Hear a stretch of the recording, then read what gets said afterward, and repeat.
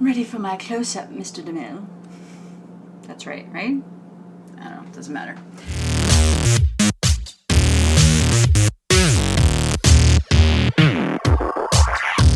Hi, this is Shawna for the Iron Shawna Project. We're cooking well using only ingredients on hand. Okay, so today is going to be kind of a 3-in-1 day. I put out a little Vine teaser earlier. I was basically asking what wine and dried mushrooms and green tea had in common. And basically I've just been playing around with this idea of using green tea, like grinding what I have down into a powder, because what I want to do is use it as a flavoring in a sauce. This is in combination with some dried mushrooms that I've had for quite a long time. The story behind this is that I had a birthday celebration one year where I wanted to co-create how to forage foods. I had some but very limited knowledge on how to go around my neighborhood and find things that are edible in our nature, which can be especially challenging if you're near like public parks where there might be chemical sprays. So you want to be really careful about doing that if you decide that you want to go try foraging yourself. I invited friends to show up with like 1 or 2 items that they either had foraged or knew how to forage, and so we could sort of share our knowledge and pool that together. One of the co-founders at my graduate school, oh yeah, I'm in graduate school by the way. I'm getting my MBA in Sustainable Systems at the Bainbridge Graduate Institute, and one of the co-founders was excited about my birthday idea for foraging foods. She actually dried some of these in an oven for me, and I have taken forever to figure out what to do with these. So what I thought I'd do is I would actually grind them also into a powder. So we'll do 2 things. We'll have the green tea powder, and then we'll have a mushroom powder, and then we're going to mix that up with some wine and some other stuff. I've got some cheese tortellini and some beef that I'll just put it all together and make it into a dish. I'm going to go ahead and grind up my whole collection here and then just take a half teaspoon of that to start with. So let's do that.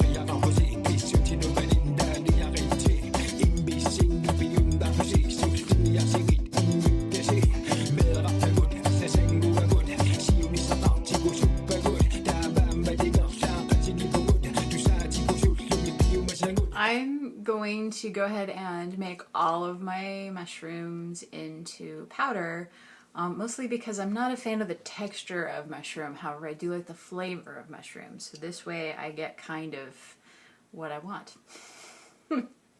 So I'm not going to end up using all of this for the sauce, I think, but I will have the powder and it will keep for 4 to 6 months from what I understand.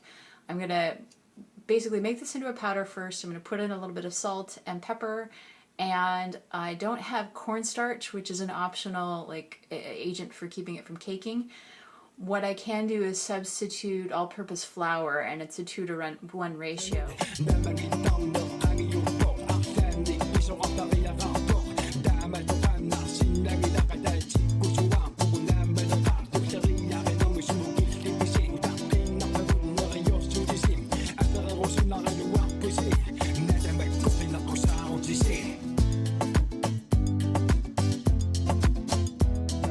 This is one of those instances where I actually had to use math like a story problem from school. Ah! So I'm taking a quarter of everything else that it calls for in this recipe. It was a teaspoon of salt, so I did a quarter teaspoon of salt. A teaspoon of black pepper, I did a quarter teaspoon of black pepper.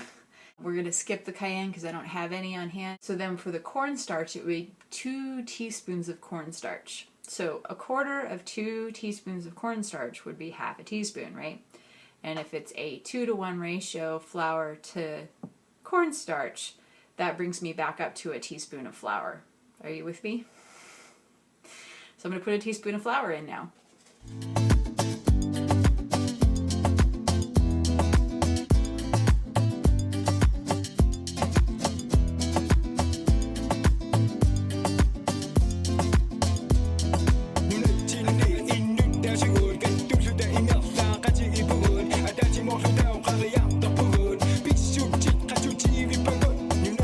Half a teaspoon of the green tea powder because I don't want it to be too strong or bitter. And then I went with a tablespoon of the mushroom powder. So yeah, I do have an onion that has seen better days, and it's just another thing that I could use up. So.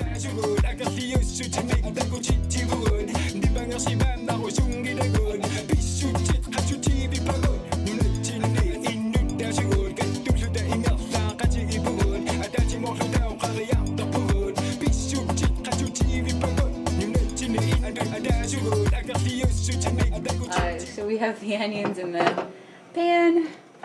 Actually, I have a bunch of meat. Washing my hands. I'm going to go ahead and measure out 3/4 cup of the red wine. And this works especially if your bottle of wine is not especially expensive. I used $2 Chuck, if you know what that is. It's also a bottle that I opened and had a couple of glasses out of just for drinking purposes the other night, and so it's not quite as fresh for further drinking purposes, but for cooking it's great. Again, just using what I have on hand. Alright, I'm gonna go grab, here, let me take you with me. So here we have our green tea and our mushroom powder, and we're gonna put those in the sauce. And I'm gonna simmer that on low. So I happen to be using ground beef. If you have other kinds of meat, if you have chicken, if you have fish, it occurred to me that this might be good on some steak if I had it. This just happens to be what I have on hand. Recurring theme on this show, if you hadn't noticed. Also, sometimes mushroom and green tea sauce, usually mushroom and green tea sauce, is made with white wine and cream. So there are a lot of variations that you can do with this. I like that it's sort of versatile that way. So the beef is almost done. I'm going to let the sauce simmer and we'll come back. Okay, so I switched gears midstream. I've now turned off the meat, and I have turned up the red wine and the mushroom and the green tea to a medium heat. And I'm going to do it in kind of a reduction style. So I'm going to reduce it by about half and see how that turns out. And it smells divine. So I boiled up these tortellini. They're actually kind of leftovers, and it reminds me of an article, I think it was in the Huffington Post, about repurposing food. And they were joking about how, isn't that just leftovers? Well, this is an excellent example of how I had been eating. I had a big package of tortellini, right? This is kind of the last of it. And originally, the way I ate it actually was with this, and then I had a bunch of arugula. I got like a gigantic bag of arugula, and I'm not exaggerating, it was that big. I was unable to get through it all just by eating salad, and so what you can do with most any green is actually make a pesto out of it. So I did that. And so this is my repurposing of leftovers, as it were. I froze a lot of the arugula pesto. I also ate a bunch of it on this, and now I'm making a whole new dish with it. So, hey, repurposing food. Woohoo! I'm going to go ahead and put some of the beef and onion mixture over the top. So this is actually my first time trying a wine reduction. It's my first time cooking with mushroom powder, green tea. This is a whole bunch of firsts. So this will be interesting. And it's taking about 5 minutes to cook it down. I'm going to go ahead and remove it from the heat now. So I'm going to use my ladle to drizzle it over the top. And this actually looks like it could feed two. I might still have leftovers after this. Work. Work, work, work. Let's see. Can I get a little bit of everything in one bite? That's a talent. Here we go. I think I got it. Interesting. So I know I definitely taste the mushroom and the red wine. Not sure if I taste the green tea so much. Next time I might bump up the amount of green tea that's in there. So this is something that I can play with over and over again. I might even just add some and reduce it a little bit more. Enjoy. See you next time.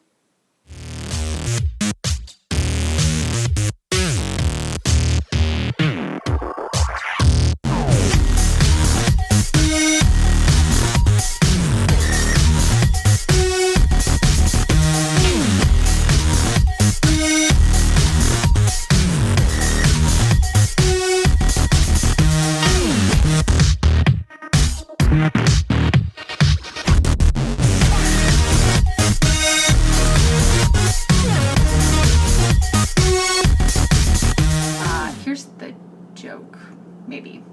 It has to do with insomnia, which most of my classmates can probably identify with. Okay. What do you take to fight insomnia?